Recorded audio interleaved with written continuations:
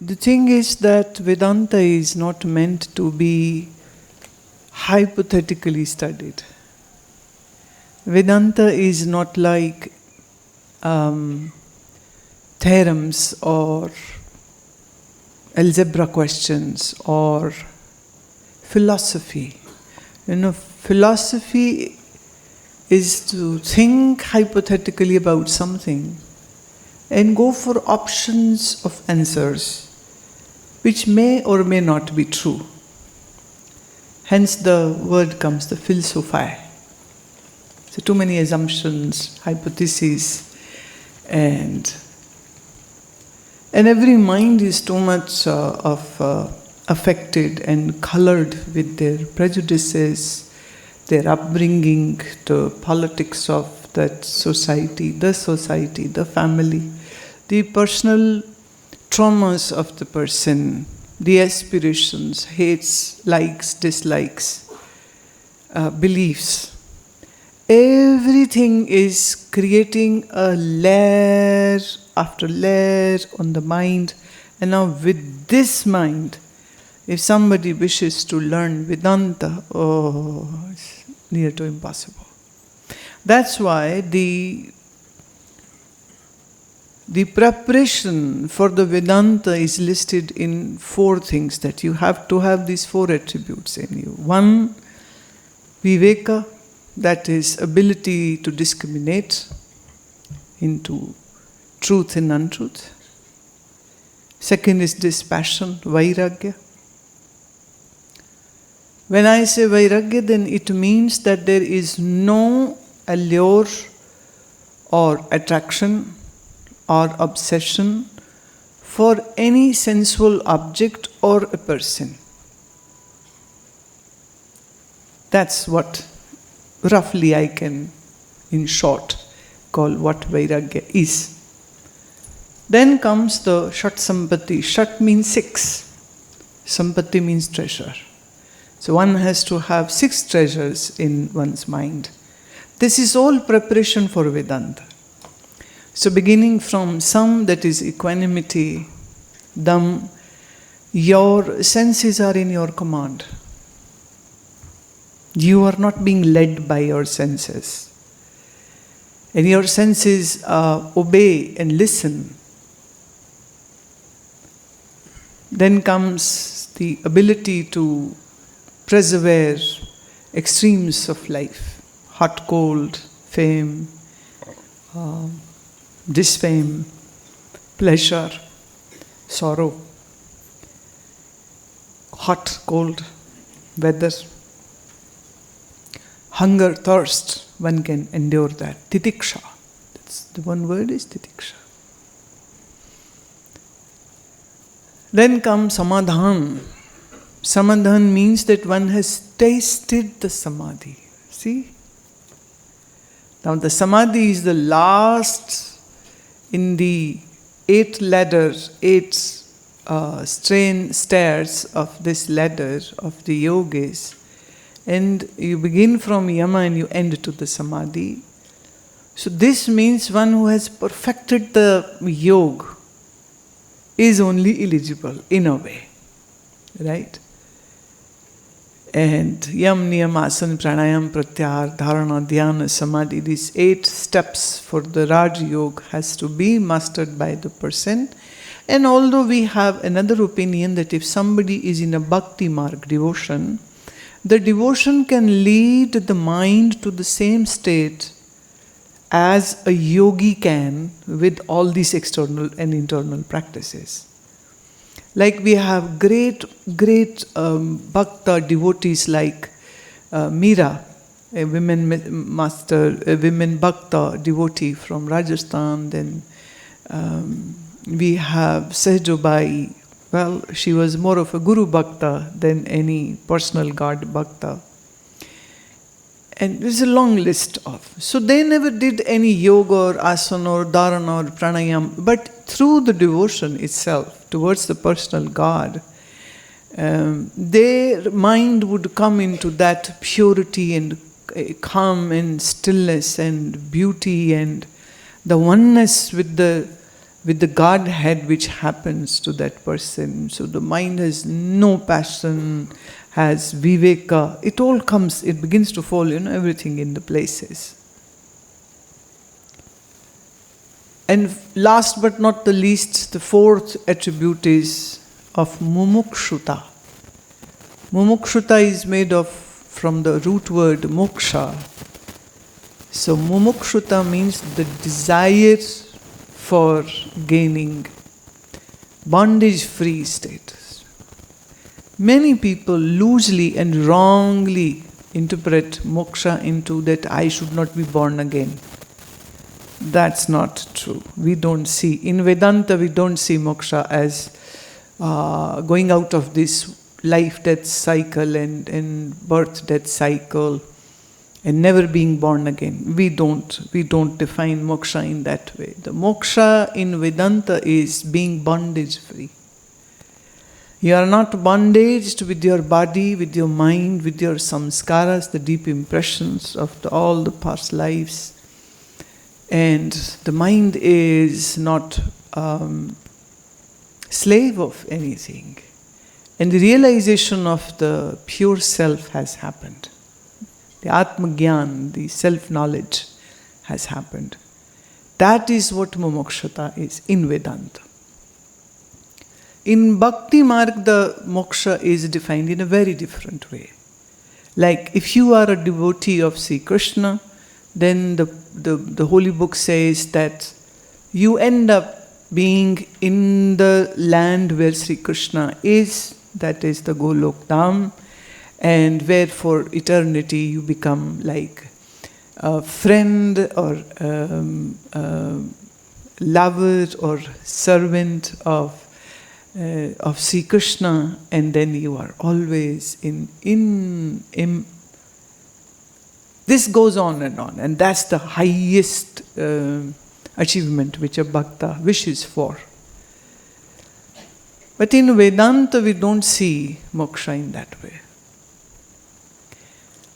We are not looking at one place particularly where Sri Krishna or Shiva or Ram lives in. It's an astral world, so it's far, far away, they say so. But Vedanta says that the substratum, the absolute reality is omniscient. So you can't say that God lives in this address alone. Like for Christians it is Jerusalem, for Islam people it is the Makkah Medina, for many Hindus it might be Kashi or Vrindavan or some another holy place, or Rishikesh, the popular tourist destination these days, which is now like an adventure place, boogie woogie and jumping and bungee jumping and dancing and partying at the Ganga Ghat. Oh, wow, what is happening? In Vedanta, we see Brahma as the substratum of this universe, the physical universe. So, we are the jnani or a person who is on the knowledge of path, of jnana, knowledge, is not looking to reach out to some particular land. Shiva Lok or Golok or Krishna Lok or heaven of Christians or heaven of Islam or, it's not like that. And as yesterday one of my very dear Swami was saying that we don't believe in such moksha which you will gain only after death. We believe in a moksha which you can get very much being alive in this human body. So whatever is promised after death is just a belief system, and there is no way to check, investigate where it is logistically.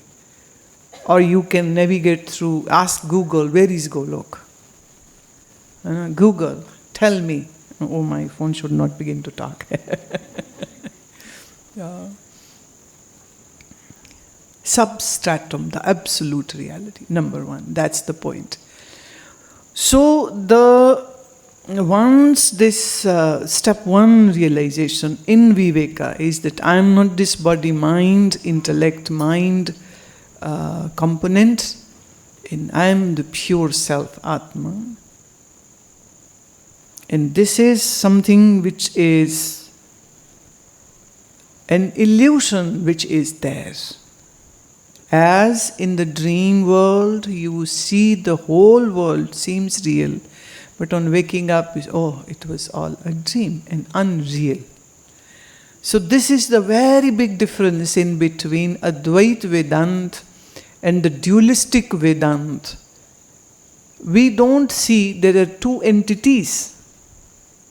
We see as just one entity, and rest is just illusion, a projection created by your mind.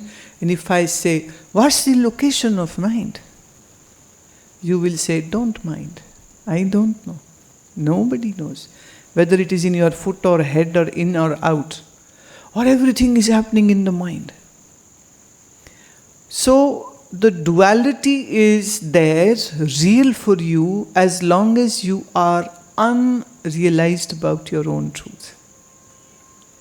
Once you have the realization of who you are, then rest is just an illusion. For example, the sky looks blue, but it's not blue.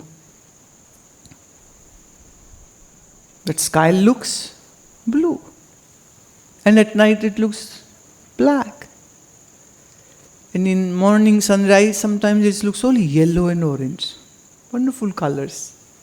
And if you're by seaside, it's a cloudless day, and then the sunrise is happening, you might not have a drama. But if there are some clouds, then you have a lot of drama happening on the skyline or at the sunset time.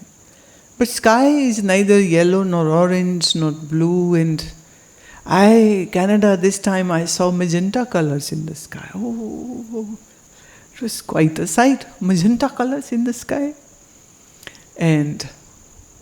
But as such, sky is colorless.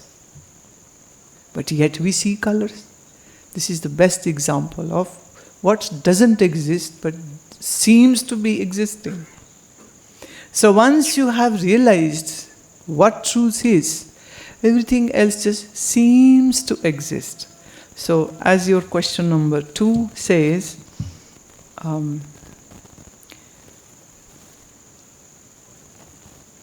how is it like to live in this dual world, free of the illusion of duality?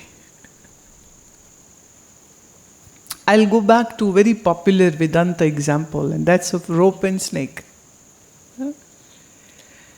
So it's a semi-littered area, not too much light, not too much dark, and you saw, there's a snake. Well, even in Brazil, I think a lot of snakes are there, right? India too, many snakes. So you say, it's a snake. And you got scared, and your heart was racing and running, and you ran, and you fell down, and you broke your radial bone, and you were yelling in pain, and asking for help, and some people came, and you said, there's a snake. And the person goes, where? Let me see. I don't get scared of snakes. I'll catch it. And so he goes, and he says, there is no snake. Why not there is? This is in the corner. So he goes closer with the stick, and he moves the thing, and then he lifts it, and then laughs out loud. It's just a piece of rope. It's not a snake. Now, snake was an illusion and rope was the reality. My question to you is, who broke his bone, snake or rope?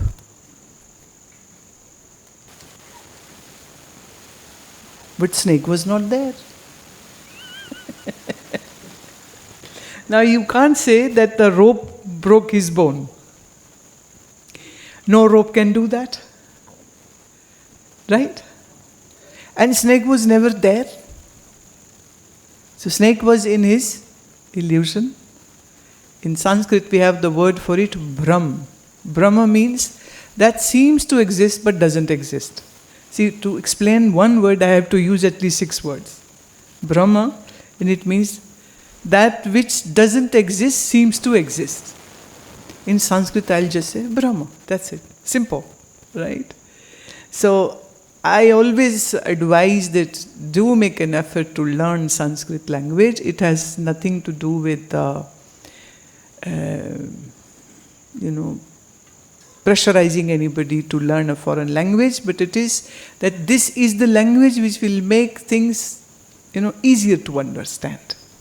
Like if you wish to do chemistry, then you have to learn the abbreviations of all the chemicals in the gases. So you won't say oxygen, you will just say O2.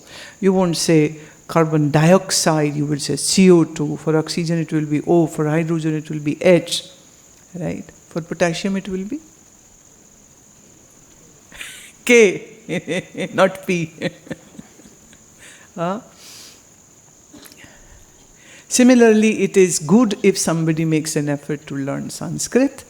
And these days, Google has made things pretty easy. Sanskrit Samsthan, this organization, they have posted hundreds of videos where you can learn at home, and beginning from child level to going all the way to a very master's level. They have these classes.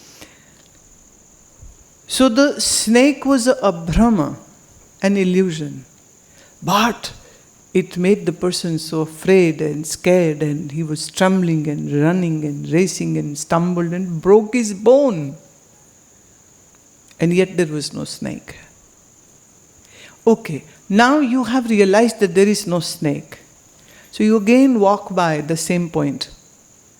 Will this person again get scared and trembling and racing heart and would rush out and again broke his another arm bone? Nope. So this is how it is. Once you have realized the truth, then whatever seems to exist doesn't exist.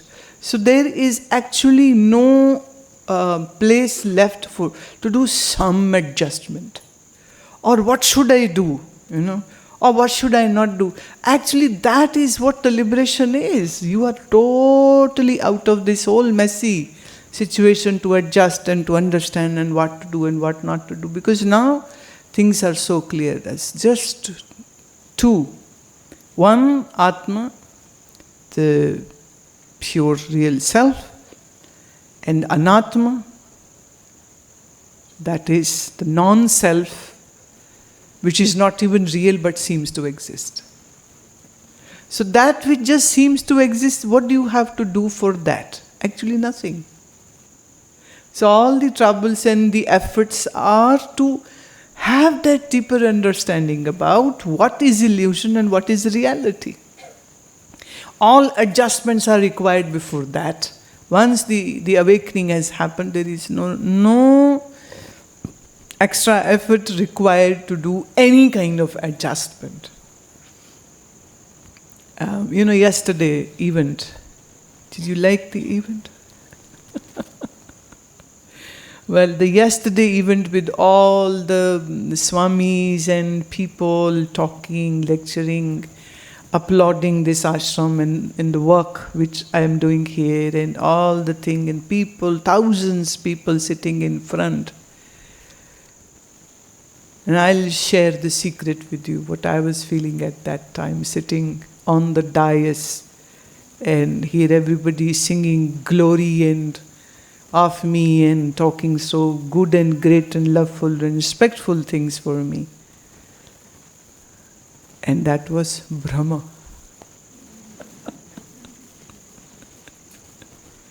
Just an illusion.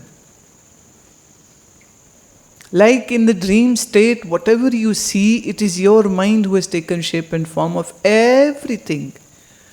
All the five elements, to earth, to star, to moon, to people, to houses, to things, to devil, to witches, to good and demigods and yogi or guru or disciple or India or Brazil or whatever you might say. Who is taking shape and form? Your mind. So I can say in dream, you are everything. But people don't understand even their dreams, so they think dreams come to us. Well, it doesn't come to you. Your mind creates it. So you are the engineer, you are the architect, you are the material, and you are watching it, and you get scared of your own dreams. People can't sometimes sleep because of their nightmares. So for an awakened one, how is it to be in this non-dual world? As you see the dream, now the only thing is, when you see the dream, you forget that it is a dream. That seems real.